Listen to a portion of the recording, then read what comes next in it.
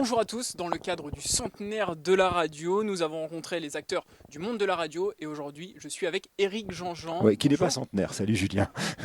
Alors Éric Jean-Jean, vous êtes animateur Ouais. sur RTL. Votre carrière a débuté en 88 chez 8FM à Bordeaux. Parlez-nous de ce début de carrière.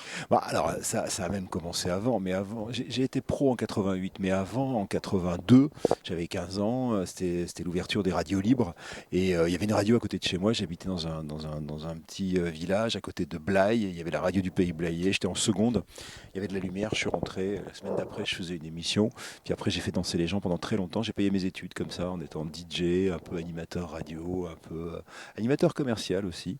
En fait, je ne le savais pas, j'ai arrêté l'école, j'avais 24 ans à la fin de mes diplômes, mais depuis que j'avais 15 ans, en fait, j'avais mon métier. Donc 88, pour revenir à votre question, bah ouais, j'arrive à 8FM en septembre 88. Avant, j'avais bricolé sur deux, trois autres radios à Bordeaux. Et 88, c'est la radio des Girondins de Bordeaux qui se crée en juin. Alors, j'étais pas dans la première vague, je suis arrivé 3 mois après.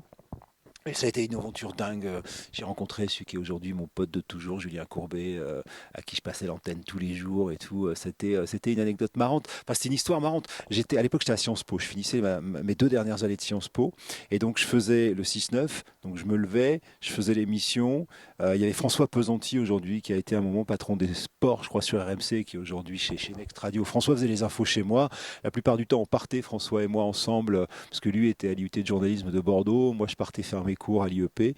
Et puis voilà, c'était une vie assez chouette qui a duré 2 ans avant que je me retrouve à Paris. Justement, quand vous étiez jeune, c'était un peu les années folles. Est-ce que vous aviez une émission de radio en particulier que vous Bah, appréciez? moi, je fais de la radio à cause de Francis Zégut. Tout est de sa faute.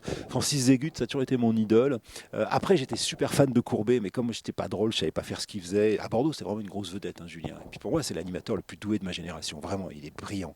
Mais le type qui m'a donné envie de faire de la radio, c'était Francis Zégut. J'ai souvent raconté cette anecdote. J'avais, je sais pas, 11 ans, 12 ans, communion solennelle, et on m'a offert un poste de radio, radio réveil, un petit truc tout plat, tout blanc, où il y avait que les grandes ondes. Et le soir, j'écoutais ce truc-là, ça s'appelait Wango Tango. C'était un mec qui passait du rock, voire du hard rock. Hein, c'est lui qui a fait découvrir Metallica à la France. Et en fait, c'était génial. Et le mec hurlait aux radios, bonsoir, tout ça. C'était génial. Il parlait comme le chanteur d'ACDC chante, tu vois. Et je me suis dit, si on peut faire ça à la radio, bah, je veux faire ça. Et donc, voilà. Mon premier souvenir de radio marquant de type qui va faire ce métier, c'est Francis Zégut, il le sait. Puis en plus, ce qui est très beau, c'est quand je suis arrivé à RTL, on en parlait il n'y a pas longtemps, quand je suis arrivé à RTL, les deux premiers qui m'ont accueilli hyper bien, c'est pendant que j'étais à Énergie, Georges Lang, qui un jour, j'étais en carafe pour une interview de Bowie, m'a prêté son magnéto, donc j'ai fait pour Énergie, interview de Bowie avec le magnéto de RTL appartenant à Georges Lang, donc un peu l'idole. Et puis surtout, le premier type que je rencontre en montant l'escalier de la rue Bayard, alors que je viens d'être embauché, c'est Francis Zégut.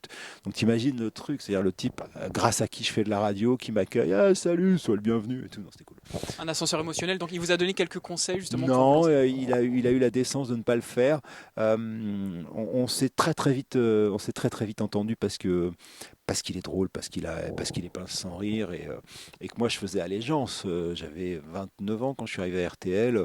Pour moi, je rencontrais mais en l'occurrence une idole de jeunesse qui s'avérait devenir un copain. Non, pas les conseils, parce qu'on fait pas la même radio, mais il m'a donné son amitié, ce qui pour moi était le plus beau des conseils. Et Et justement, son réalisateur aussi. et son réalisateur, Pendant 20 ans, j'ai travaillé avec le réalisateur qui a créé Wango Tango, et ça change tout. vous l'avez dit, vous êtes arrivé à RTL après être passé par 8 et par Énergie. Ouais. Comment est-ce que vous avez vécu justement cette carrière? Bah, plutôt bien, je dois dire. À la radio, ça s'est bien passé. À la télé, ça a été plus chaotique. Mais en fait, ce qui est fou, c'est que j'ai jamais rien demandé. C'est-à-dire que 8FM, j'avais fait le casting en juin, j'ai pas été pris. Et puis j'étais sur une radio, je faisais des trucs le soir de rock et tout. Et on m'appelle. Bonjour, c'est Christophe Sabot, l'homme le plus important du début de ma carrière. J'ai 10 ans de Sabot qui m'a appris mon métier.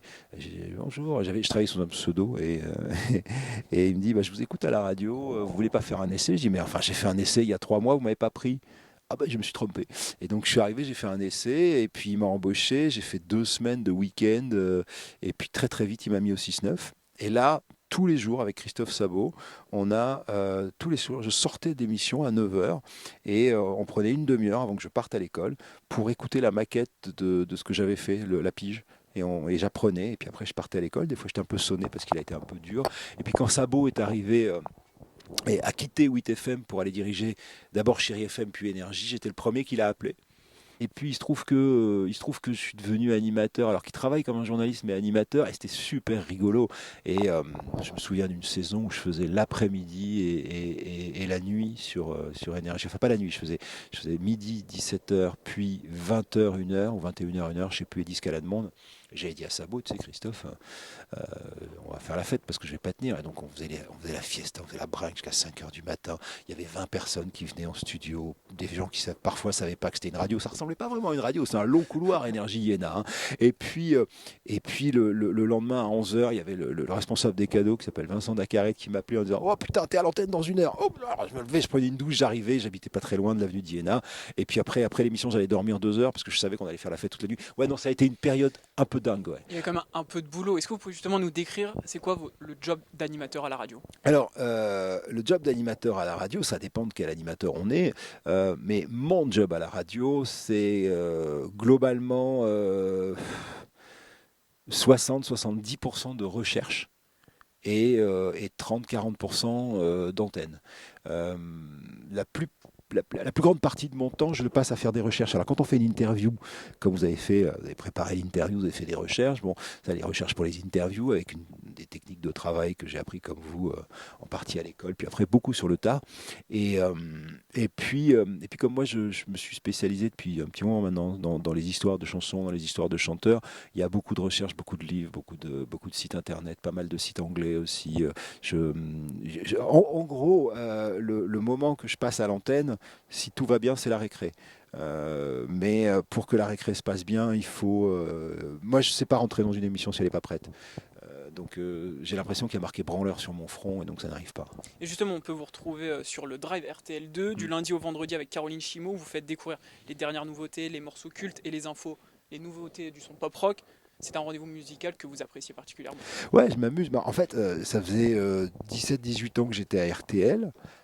J'y suis toujours. Et en parallèle de ça, Guillaume Piot, le directeur des programmes d'RTL2, me dit est-ce que tu veux faire le matin d'abord.